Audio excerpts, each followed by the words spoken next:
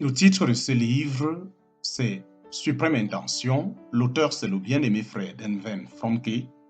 Nous sommes au chapitre 3, un point de départ correct. Un point de départ correct. Chapitre 3, petit 3. Chapitre 3, petit 3. De ce point de départ absolu, si nous donnons aux choses cette coloration paternelle, nous voyons tout ce que le Père a conçu, son intention suprême, son but éternel. Toutes choses prennent leur vraie signification. Nous comprenons désormais pourquoi il a fait ce qu'il a fait. L'avenir s'éclaire d'un jour nouveau. Que peut désirer un père? Quel plan peut-il former? Et quelle peut être, en dernière analyse, son intention prédominante? Dans la prochaine leçon, nous examinerons cette perspective éternelle qui part du cœur d'un père. Mais avant de nous livrer à des considérations plus détaillées sur son dessein originel, assurons-nous que nous avons bien compris l'impérieuse nécessité qu'il y a d'avoir le point de départ le plus reculé. Nous pouvons ouvrir n'importe quel livre, n'importe quel journal ou périodique religieux et vous vous rendrez compte immédiatement à quel point la chrétienté moderne est centrée sur l'homme. En outre, dans ces publications, le dessein initial de Dieu est présenté comme essentiellement rédempteur.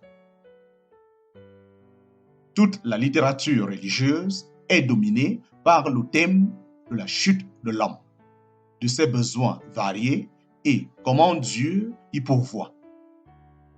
Dans cette optique-là, la relation entre Dieu et sa créature est toujours pour le bien de l'homme, en vue de sa bénédiction et pour assurer son avenir.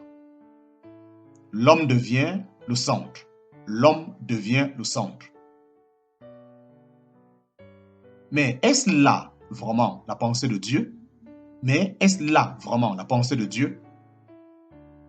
Cette vision des choses, ce message centré sur l'homme, dont l'audience est si forte aujourd'hui, font apparaître le cancer incurable qui ronge le cœur de la chrétienté.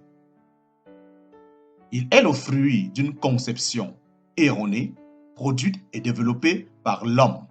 Cet homme a l'intelligence aveuglée qui n'a cessé, depuis la chute, de voir et de faire tout tourner autour de lui-même pour son profit personnel.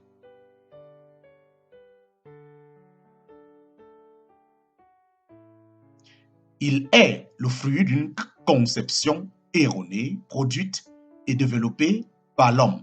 Cet homme a l'intelligence aveuglée qui n'a cessé, depuis la chute, de voir et de faire tout tourner autour de lui-même pour son profit personnel.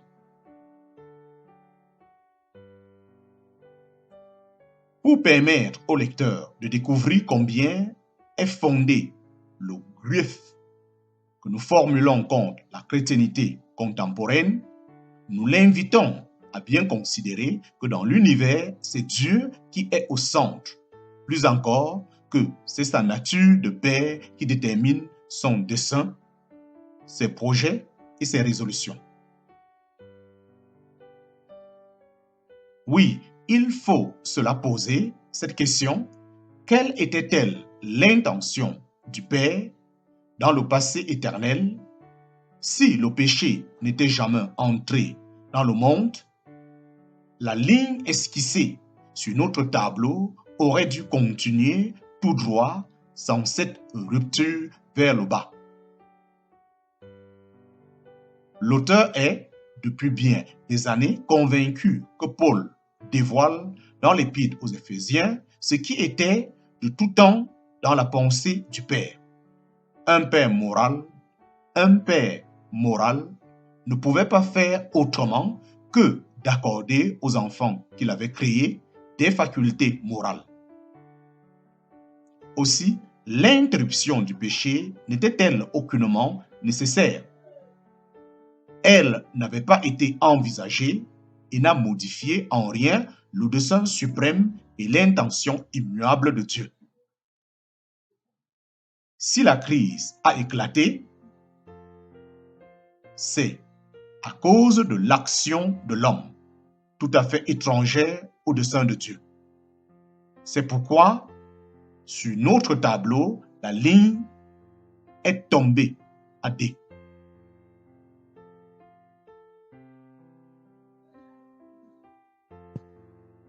C'est pourquoi, dans notre tableau, la ligne est tombée à D.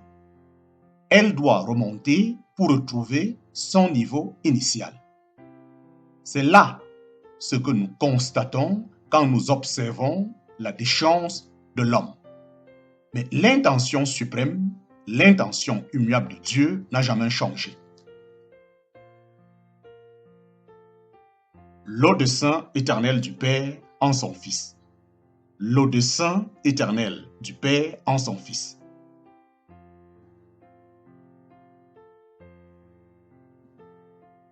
Comment faire pour voir clairement qu'il existe dans le Père un dessein éternel caché qui n'a jamais été affecté par le temps? Paul l'exprime très clairement dans Éphésiens chapitre 1, verset 4. En lui, Dieu nous a élus avant la fondation du monde. Éphésiens chapitre 1, verset 4. En lui, Dieu nous a élus avant la fondation du monde.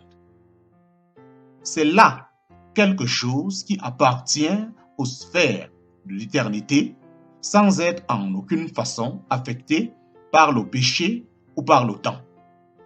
Il s'agit de quelque chose dont Dieu a déjà vu ou entrevu la consommation.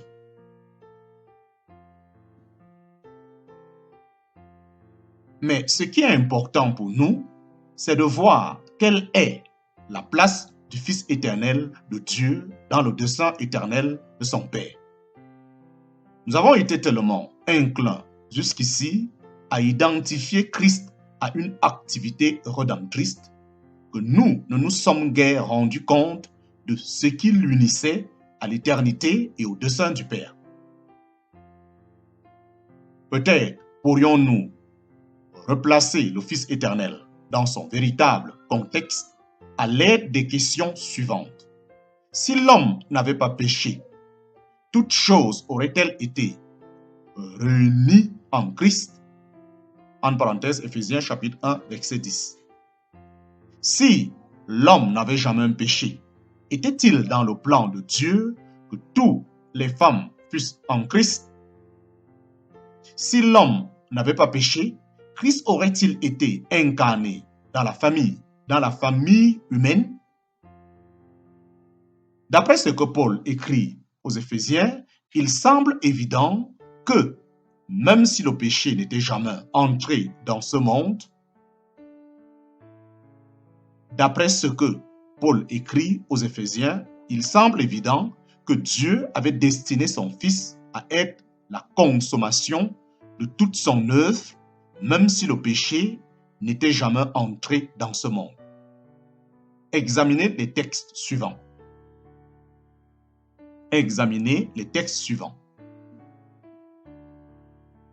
Verset 3 de 1 Corinthiens chapitre 1 nous a bénis en Christ. Verset 4 de 1 Corinthiens. Verset 3 de Éphésiens chapitre 1 nous a bénis en Christ. Verset 4 de Éphésiens chapitre 1 nous a élus en lui avant la fondation du monde. Verset 5 de Éphésiens chapitre 1 prédestinés à être ses enfants d'adoption en Jésus-Christ. Éphésiens chapitre 1 verset 6 sa grâce qui nous a accordé en son bien-aimé. Verset 10 d'Éphésiens chapitre 1 réunit toutes choses en Christ. Verset 10 d'Éphésiens chapitre 1 réunit toutes choses en Christ.